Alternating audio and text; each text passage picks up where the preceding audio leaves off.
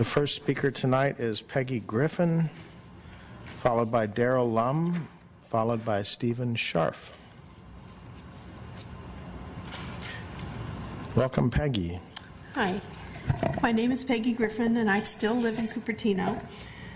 I've been spending lots of time looking into the community access to Cupertino Union School District school fields. These fields are considered parkland in our city calculations. When additional portables are added to the school site, they reduce our parklands. In the EIR, it states that with student enrollment already exceeding CUSD's capacity, additional students would exacerbate their capacity. The solution in the EIR was two-story classroom buildings, but this doesn't allow for additional teacher and staff parking. It doesn't allow for additional student parking in high schools, not to mention a lot of other aspects. Just adding more classrooms doesn't solve the problem. Also, traffic. In our neighborhoods were designed with a specific school size in mind. Exceeding the capacity of our schools beyond what they were intended to handle causes problems. Increased drop-offs and pickups that clog our narrow streets. They increase the safety concerns for our children. They prevent emergency vehicles from getting to their destination in a timely manner. We had a neighbor call 911 for a medical emergency. It was about a year ago. And it was at the time the local middle school was letting out. What is normally less than a minute drive from the fire station took much, much longer because traffic was stopped in gridlock. Please, these are not just school impacts, these are community impacts. They affect our school, our quality of life, and our environment. Our parklands shrink when you add portables. These emergency response times are impacted when traffic congestion increases. Please think about the long-term impacts of your decisions. Do not rezone. Do not allow community benefits, which are in reality developer benefits. Thank you. Thank you so much. So next, Daryl, followed by Stephen Scharf. Good evening. Good evening. Okay, I did receive this postcard in the mail. It's kind of small, so I transferred the data from that postcard to a city map. And from that, I did request from the city some figures about the target opportunity areas of what they wanted as regard to height, additional hotel rooms in those specific areas. And to date, I have not received anything from the city at all.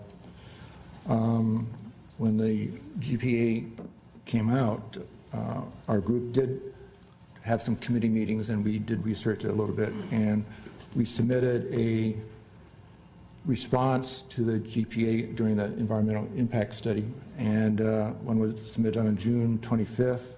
Another one was submitted at the end of the period, July 31st. And to date, we have not received any reply from the City Council.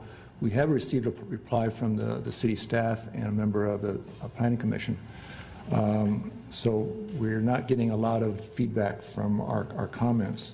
We also studied the retail strategy report, which involves the 7 opportunity sites, and they don't seem to be related to the GPA at all. There's a couple of sites, but the sites that are in the target areas are relatively small parcels, and as you can see from this area right here, that whole area, there's not except for the Cupertino Office Center on Stevens Creek, there's not a single target opportunity site within that area, and yet you're raising the height and density in those areas and setbacks.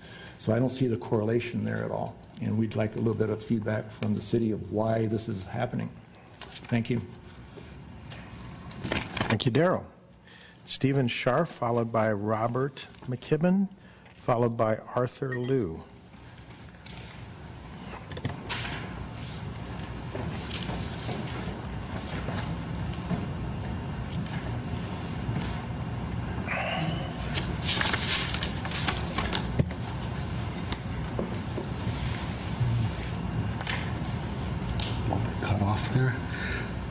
Good evening. I'm here tonight to announce that the Cupertino Residents for Sensible Zoning has obtained our FPPC number, and we are now accepting donations from Cupertino residents that are concerned about the rezoning that several out-of-town developers are seeking in order to build high-density housing and office towers in our town.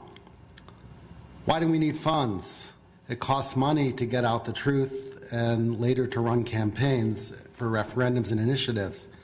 And we believe in a transparent and open discussion process. We're a grassroots organization. We are not funded by developers. Unlike developers who pay lobbyists hundreds of thousands of dollars in their attempt to influence the council and the planning commission and the city staff, we don't have that luxury of all that money. Unfortunately, we don't own a movie theater or a bowling alley or a restaurant, so we can't offer residents free bowling and food in order to try to influence their decisions. We do, however, offer free coffee, and it's out in the lobby right now if anybody would like some. We also don't believe in these phony push polls that a lot of people have been getting lately. The poll we really do believe in was one that happened a few years ago, and they polled over 15,000 residents, and the city actually paid for this poll. It was a great poll. It was called Measure D. And in Measure D, over 65% of residents said they didn't want Valco turned into residential. So I would just say, look at that poll. Don't look at the polls that are being pushed on residents by some of the developers, and we all know who they are. The same issue that caused the residents to overturn that rezoning ordinance several years ago still exists today, but they're actually a lot worse. The schools are much more overcrowded, and rather than a few hundred units, the developer wants to put thousands of units on that parcel. So I'd urge everyone to think carefully about what's gone on in the past and what could happen in the future. Our FPPC number is on our website, CRSZaction.org, and there's a button to press to donate. And finally, unrelated to that, I would like to thank the sheriff, even though he's left. I called the non-emergency number yesterday for a car parked in a bike lane, and they showed up in 4 minutes with flashing lights and ticketed that car, and I wish they had just crushed it, but they said they're not allowed to do that. Thank you. Thank you. Robert McKibben, followed by Arthur Liu. I have this up.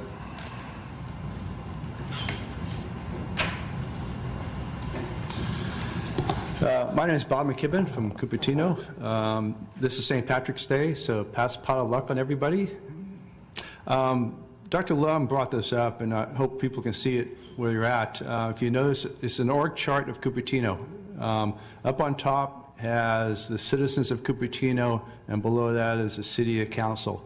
So I think this really represents the importance of what is occurring today and also within this city and other cities.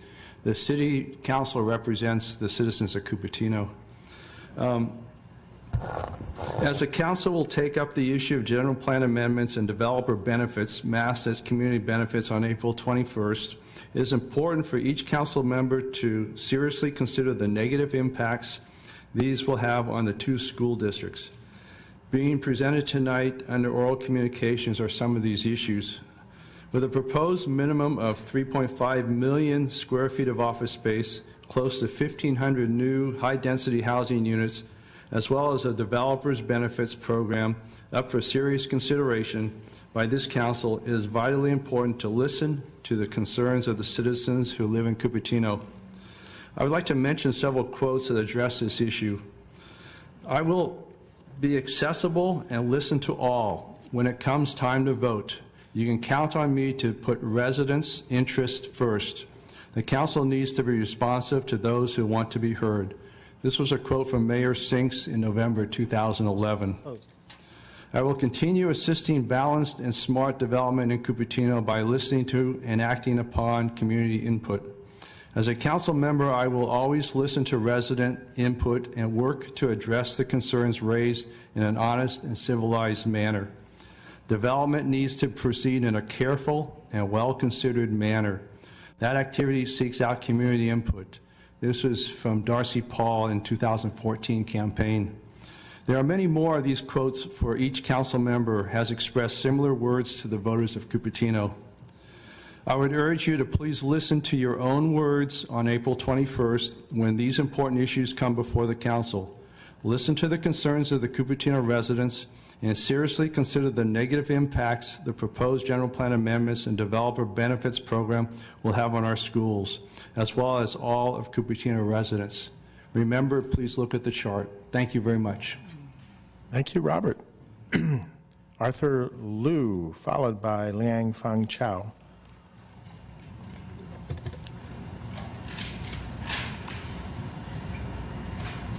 Good evening, Council Member. My name is Arthur. I live in Cupertino. Today, I spent some time to do this scorecard, and my intention is, I try to find the voting result of the, Cupertino history for our council member from Cupertino City website, but however, I couldn't find that information, so I figured out that I probably need to, spend some time to do that. Because I personally think, if I miss this council meeting, and I'd like to know the meeting result, and if every time I go to see the meeting minutes, it takes me a lot of times. So I wish this, scorecard can help me and also help Cupertino residents to realize, how our council members vote for each project.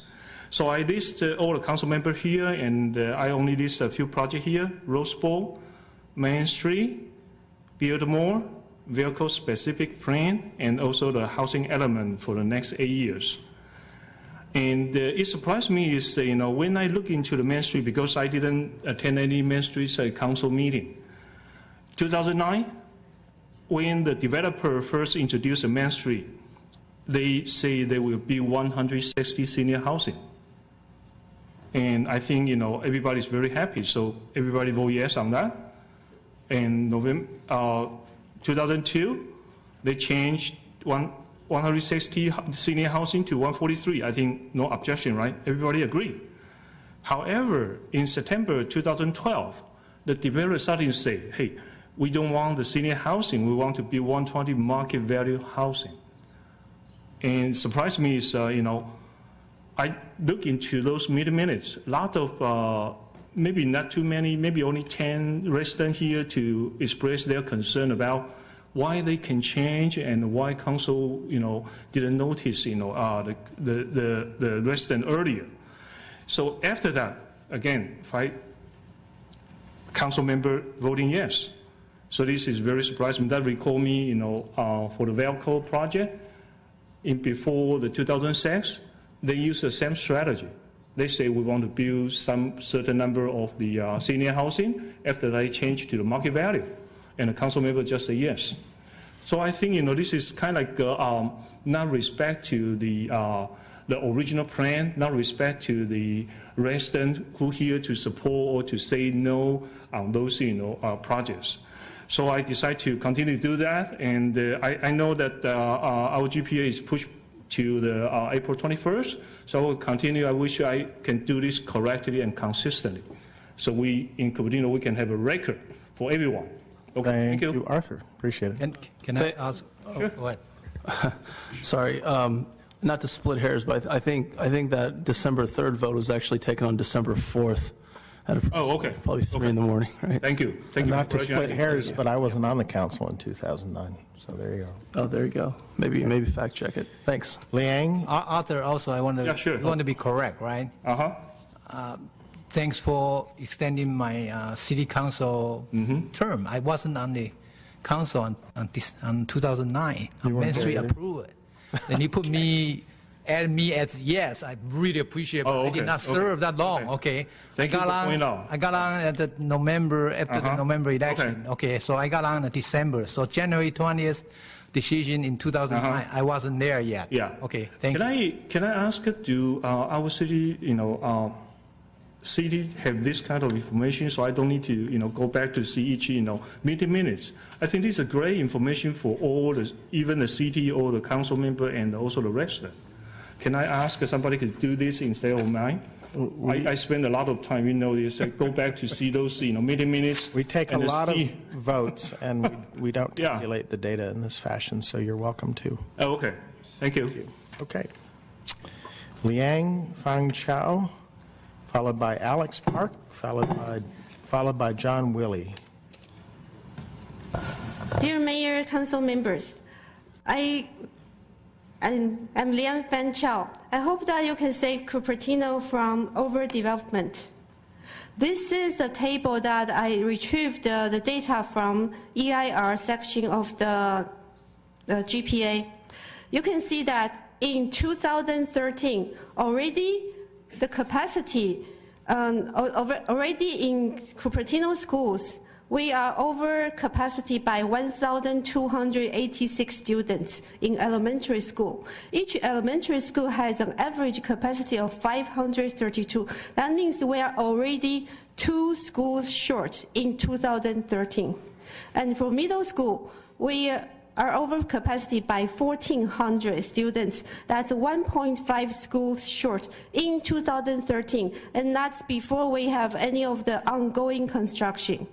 And if you look at Hyde Middle School, it's already over capacity by 54% and still growing. Lincoln is over capacity by 55%, still growing. Sedgwick is not as over capacity in 2013. It's only 25%, but it's still growing. And for high school, this is the school size.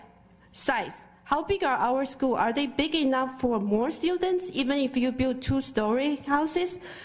Our school size is below California state standard. This is from the EIR that the city did all the study, but didn't look at the data. So all of these schools have, their actual size is below the state standard. And Sedgwick is a really tiny school, and a lot of new housing would be, a lot of new students will be going to Sedgwick. As for high schools, how are our high schools doing? Right now, they are not as bad, but if you look at this is from the high school website, multi-year enrollment projection in year 2020, not 2040. In year 2020, already you can see that across the board, all of the high school is closing to 2,800. Is that a big school? The optimal size of high school is 2,000. And on December 2nd, when the superintendent of Fremont High School was here, she said the tipping point of high school is 2,000 to 2,800. And in year 2020, 3 of the high schools are closing the tipping point. And this is before we approved all of this GPA development. So I want you to take this carefully. Here we have a picture of Cupertino we have today. John Willie is next, Lisa Warren, and finally Stephen Shih. Good evening, Council. John Willie, Cupertino resident. Previously, I've showed pictures and given numbers. I'm actually here with my wife, my son Ethan, who's in school, my daughter Alex, who's yet to start school. I've previously shared the impact that we've experienced due to the crowding at schools. So at this time, I'd like to actually talk about the survey that was done recently. So the survey was set up and was done. Let's shrink this just a little bit. And what it pertains to is the building planes.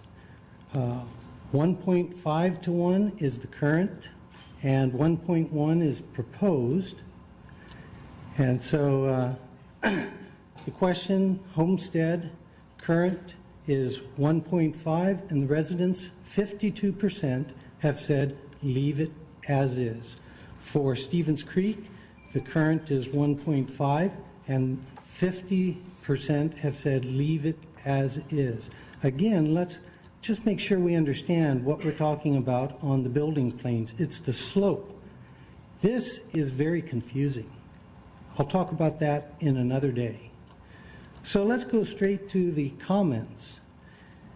The building plane should be kept at 1.5. These are the resident comments that when they did the survey. The impacts to the schools, I think 1.5 to 1 is better balance. I prefer the suburban feel. The 1.5 to 1 building plane looks so much better. The nice part was the big, beautiful trees. I chose 1.5 to 1. The residents are speaking. They're telling you what Cupertino should be, is. Generally, more setback. I think more setback is needed. 50-foot setback. I don't think we need more congestion.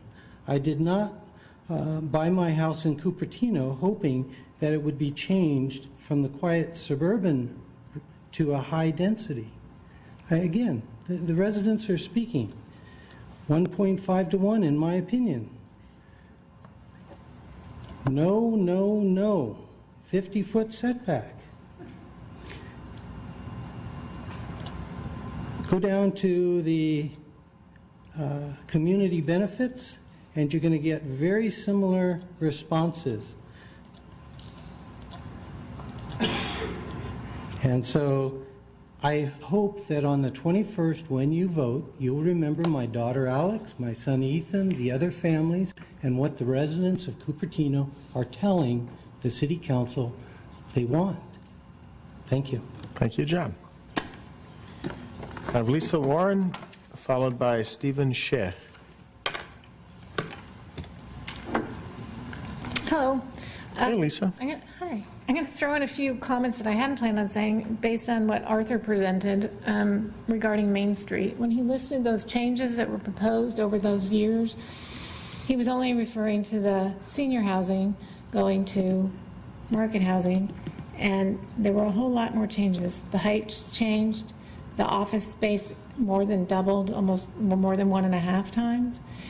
There were multiple changes that went along with the senior housing changes, so I just wanted to point that out. And all along they kept getting approved.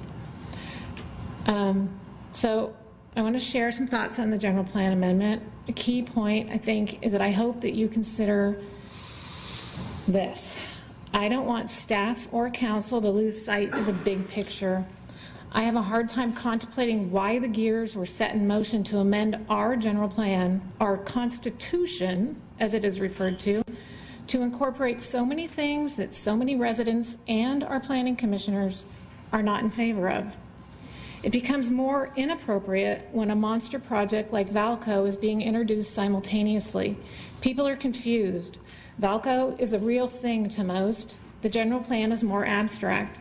Residents are conversing about how much they despise the idea of massive amounts of office, endless applications for high density, intrusive buildings, and what will become of our quality of life. Most of this is being discussed related to recently approved and current construction projects, and of course, the future of Valco. But those projects, we don't even have a vision of what that means yet, and we're already talking about more and allowing for more. Many people lack the understanding that the general plan and any amendments to it will act as a driver for what comes next in our city. The focus for now should be what will become of the city's master plan. If the ordinances in the existing plan that relate to height, plane, setback, density, design, etc. are not manipulated or amended, we end up with what a significant majority of our residents are more comfortable with. They may not even like that, but at least they're more comfortable. The Los Altos City Council had a very healthy deliberation about just this idea on March 10th as they considered an actual moratorium on development in their city based on what's happened and the responses of their residents. I urge you to watch the discussion. I have information here for all of you to where to find it and what slot on the video that you should watch. It's a little less than an hour, but it'd be really helpful, and you wouldn't have to listen to me. You can listen to other people that are your peers. One council member said, I'm just going to summarize some of this, I am interested in the wishes of the citizens of this town over and above those of the developers, who I understand are very upset. I agree that we need to send a message that we want more care taken with the projects that are built. Universally, people do not understand what was coming. Thank you, Lisa. I will email the rest of this, I suppose. But please watch this before the 21st, long before the 21st, so there can be some discussion about it.